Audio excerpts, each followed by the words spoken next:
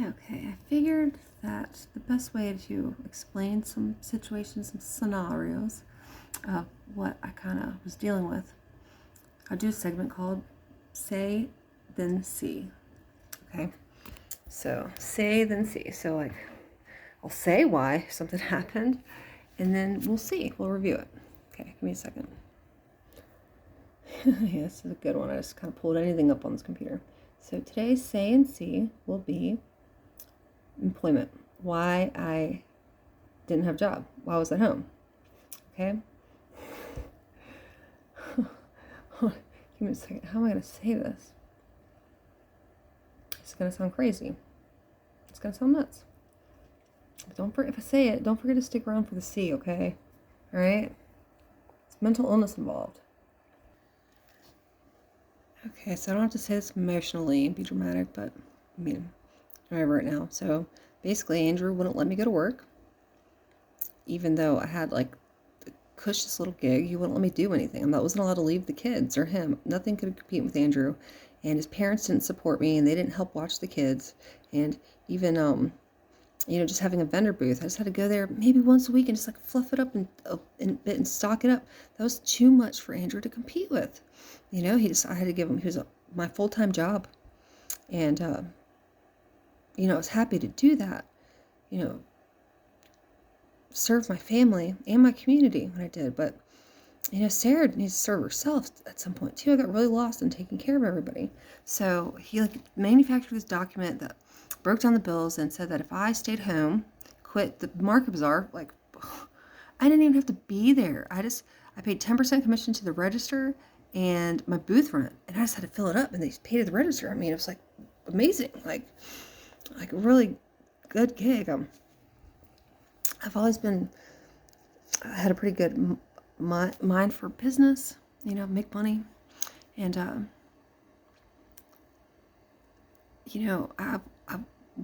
always been self-employed, really, and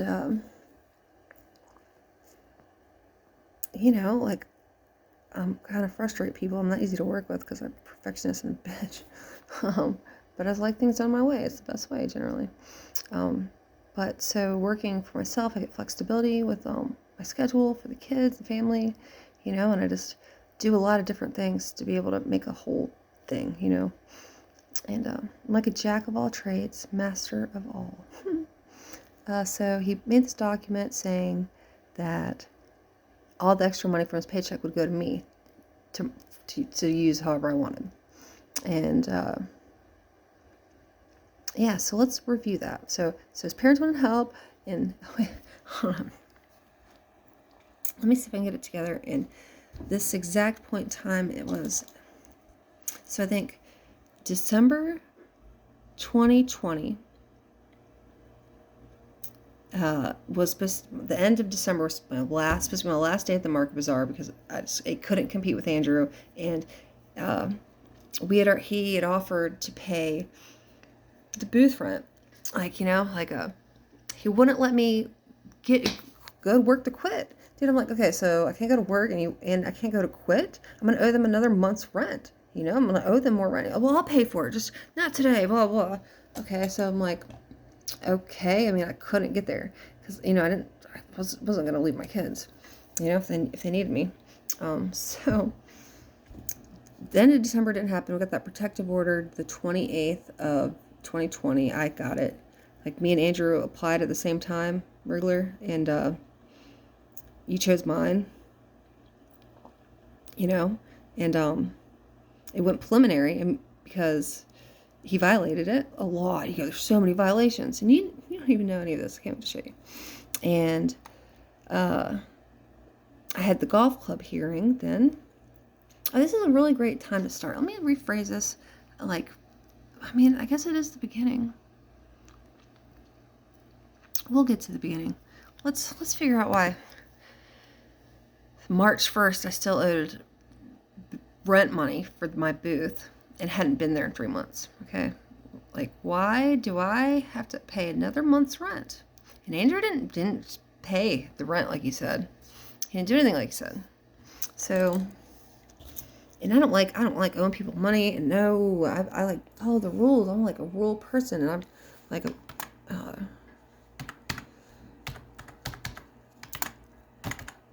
you know, I like to keep my word. I'm dependable and I'm a good worker. So that's February 28th. Yeah, I don't need to hear me. Okay. All right. So what day is this?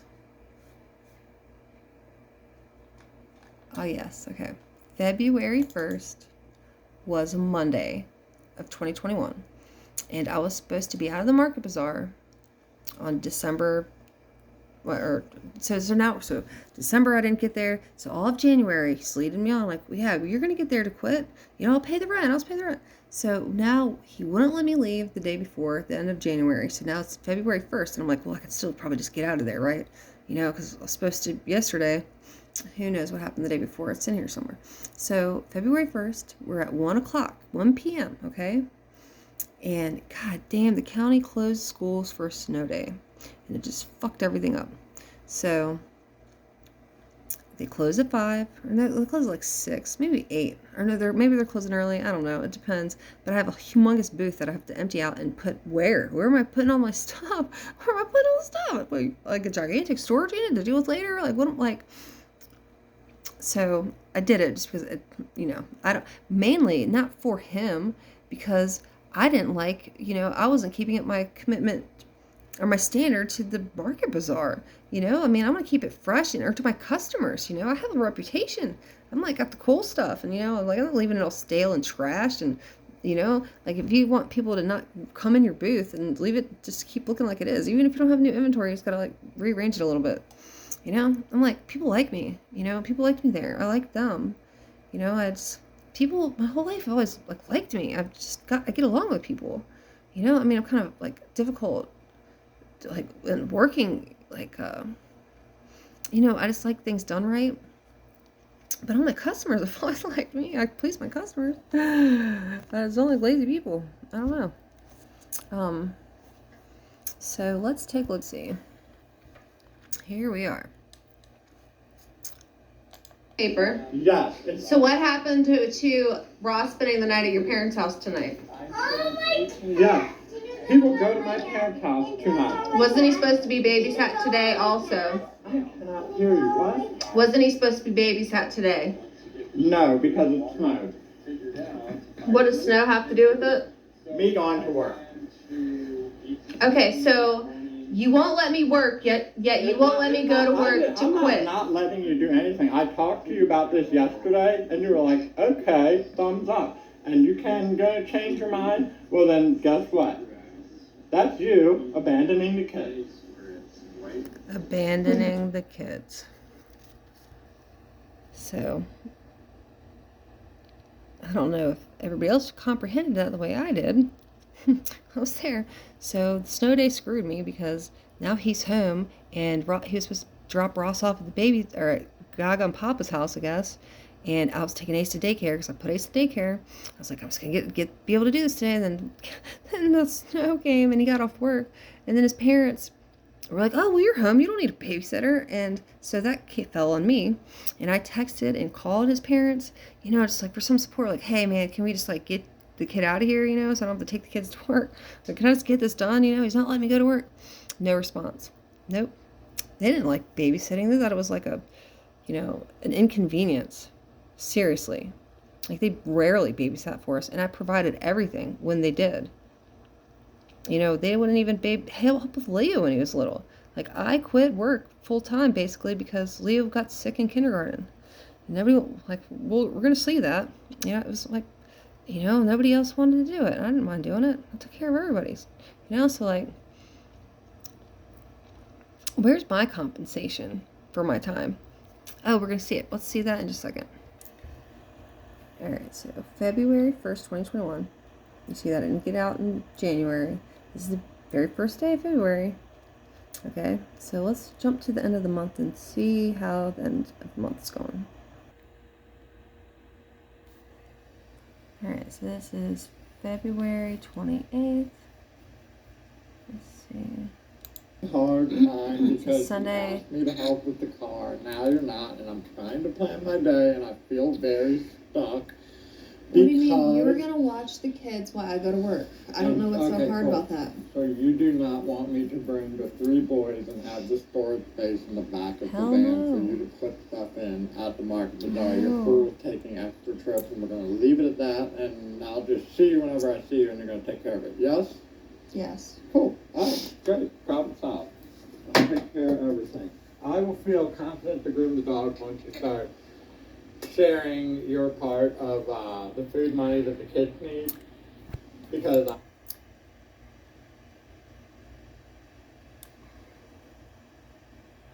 Wait. Why do the dogs have to suffer? Okay, gonna share the grooming cost. They needed to go get their hair brushed. Like everybody suffered because of Andrew. I'm taking care of all the other needs, so I can't put my money toward something that's your expense. You see what I'm saying? Because every time it runs out, I cover it with a little bit of money that I have left. And so I feel like that's fair and responsible on your part to be like, hey, if you're going to go to the store for the kids, here's the food card, buy us stuff for the week, talk about a meal plan. And so when you're ready to do that, I'll be like, okay, cool. I really feel like taking my money and putting it towards grooming the dog. Is that cool? Good. All right, cool.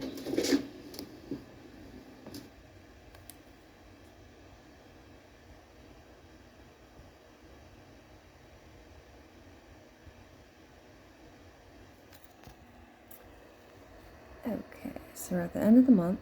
It's 1 o'clock on a Sunday. Market Bazaar is open from 12 to 5. Still got to move out. Gonna owe another month's rent. So he wanted to come to work with all the kids and him. And I'm like, I just needed to get some stuff done. I just need to get it done. It's embarrassing. I'm like, I haven't even been there. I'm like being flaky. You know, my customers are like, where's your stuff? Where's your cool stuff? So he wanted the food cards. Like I got WIC and food stamps because I am indigent, and you know it was just protecting me and my kids. So this is the end of our relationship. I mean, so let's see if I ever make it to work. Oh, okay. So I go inside. This is only a couple minutes later. This is 12:57, February 8th, 2020. Let's take a look. You do not have my permission to use my cards, okay? I'm asking you to put them back. No, you're not. Listen. No, we just checked my wallet. All right, listen to me. You might like to get ahead of what's going on, because now I have Brittany texting me about how she's going to be here with Riley in a little bit, and I'm not going to take off and ruin your day. Okay, so... What are you doing right now? I'm going to go to the store to get things that the children... You spent $150 yesterday. Huh? You spent $150 yesterday. Yes, and you ate that $150 yesterday. I ate it. So do you have a problem? I do. I'm asking you not to leave and to give me my cards back. Cool. Well, then, here we go. Your meal plan for your time with the kids is for you to figure out. That's great. You know? Which is going to be Monday through Friday while I'm at work. So you can have a roof over your head. By the way, you might want to figure out what's up with your kids. Ooh. Okay, that was a lot. So he went inside, he'd taken my cards out of my wallet, and he was getting ready to leave. He does that every time I had to go to work. He would just get in his car and leave. You know? That is mental illness, people. So he took my meal. I can't wait. Yes, my meal plan with the kids Monday through Friday is mine to plan, and I will be happy. I can't wait. That's something happy I'll show next, because I really enjoyed being home with them. So he takes off to go to the grocery store. He goes to the grocery store every day, and he just spends all the money. Like, because he came from money, he thinks that he can just like splurge.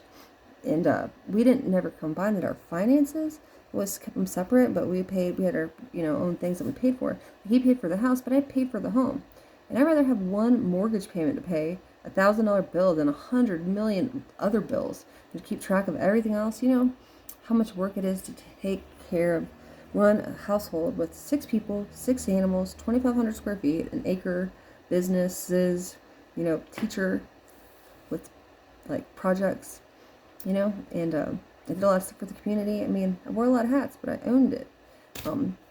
So he's taken off. Oh, and so now I got to get ahead of everything. So it's Sunday, so Riley's getting home from his visitation from his dad. Lives in Williamsburg. Brittany's his girlfriend's dropping him off. She's real nice to do that, and she just wants to make a plan, just like Ida. Oh, hey, I told her to text Andrew because I wasn't going to be there. I was going to work, so she did. And so what do you say at the end of that? So now you might want to figure out what to do with your kid. So I can't leave. I gotta wait for Brittany now, or I gotta it's like, or I can risk him not being there and holding her up and make me look bad and just ruining everybody's day because I gotta make sure Riley's taken care of too. So 2 babies at home. Riley was such a big help with them. So I'm not sure if I made it there, but stay tuned. Yeah, I know how that ended. That day he came with me with the kids, and I used the space in his van to get everything out of there, and then we just moved it into the house, just stuff. Storage unit. I think I waited. The storage office was coming to a demise there. He was so jealous of my work, but I chose what I wanted to do for a living, and I mean, sorry that it was fun.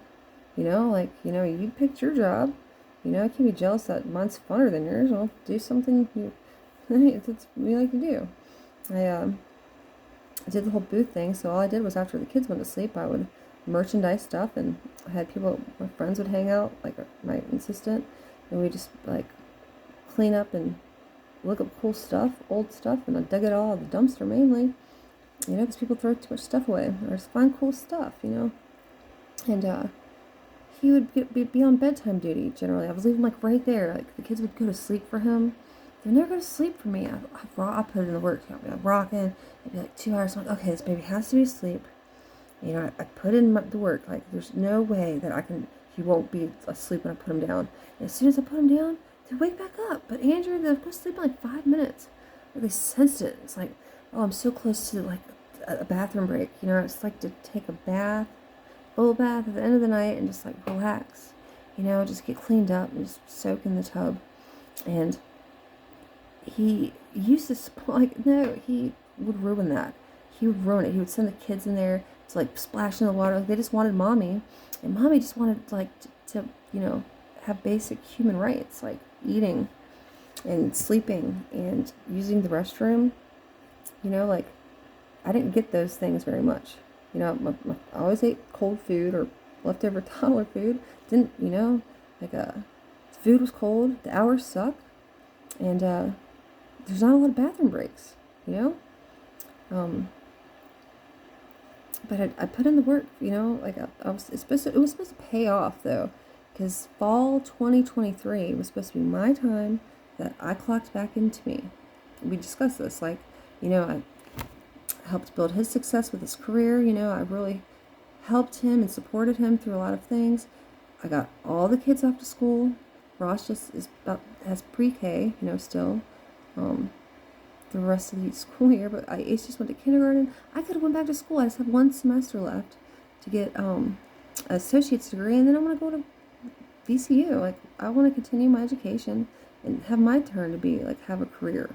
I just want to have a career, a real one. Not physical labor. Just I like to learn. I don't know. It's what about me? What about Sarah? So here I am. It's past the fall of 2023. I really still want to go to VCU though. The art program. I just want access to all this stuff. Really film and production. I don't want to paint or anything. But so it's 2021 was a really bad year for us. So all of 2021. So I guess so the protective order. For the permanent hearing was the day after my trial for the golf club incident, and I got blackmailed into dropping the permanent protective order by that emergency protective order they put in against me. That was bullcrap, and I was afraid I was going to get charged with, or convicted of like the golf club thing. Luckily, they Michael Sharp was the prosecutor, and I didn't know that. Andrew did. And he went behind my back, kept emailing him, trying to get me in more trouble. And he told me, he's like, "No, baby, I'm trying to get him to drop the charges. They just want, I'm getting there. I'll get the charges dropped if you just drop this PO thing."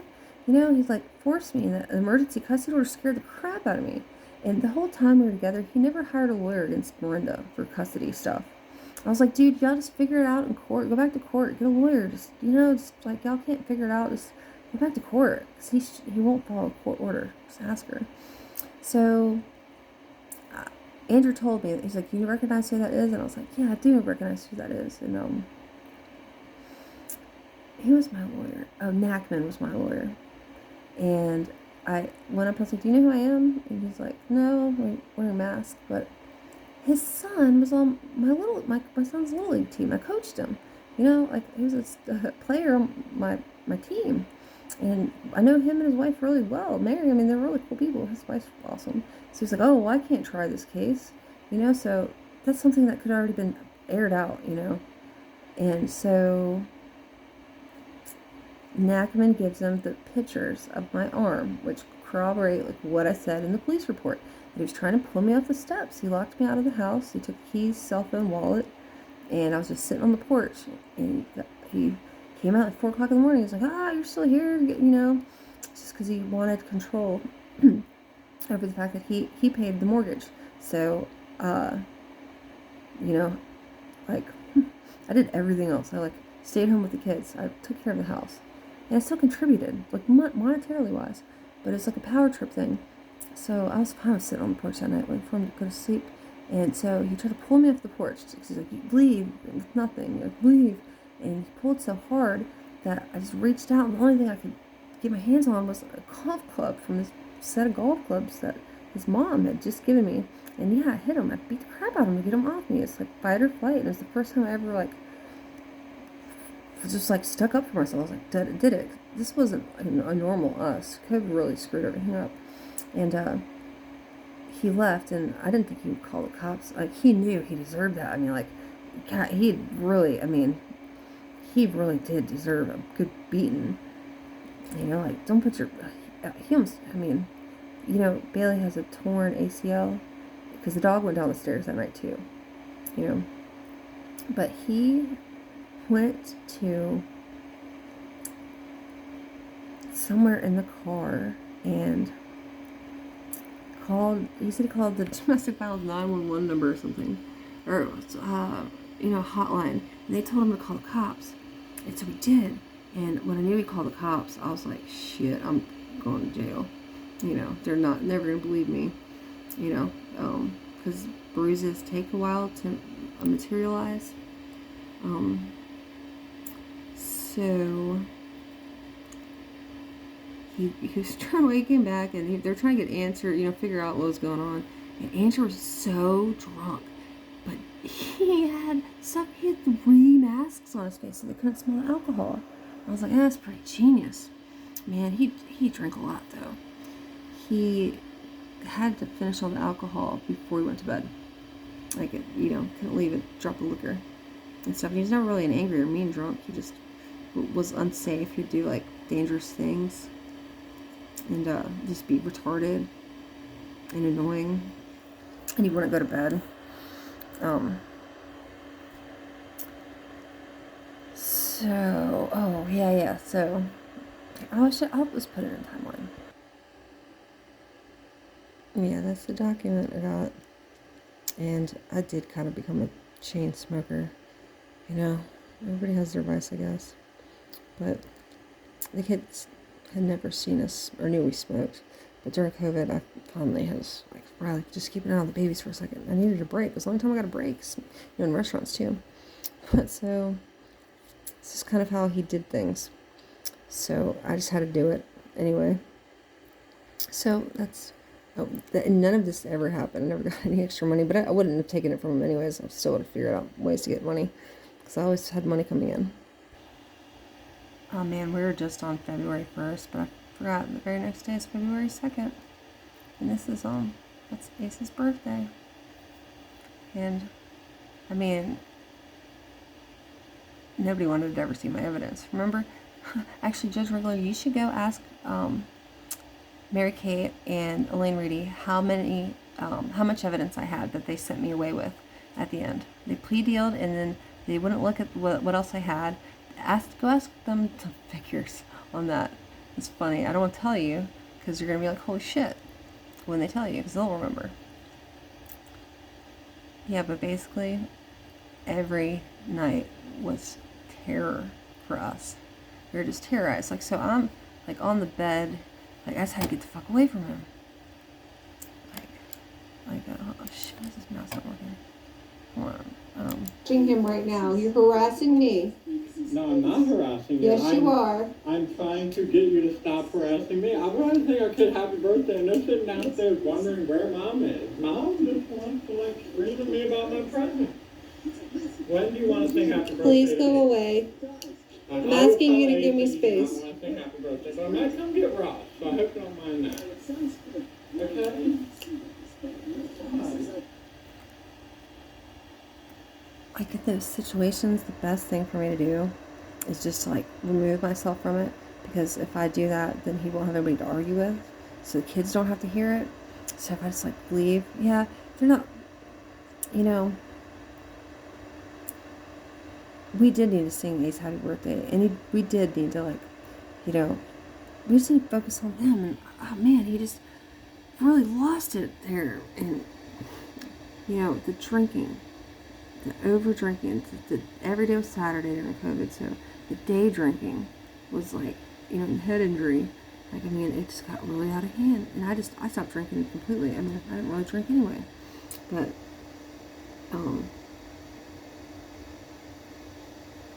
yeah,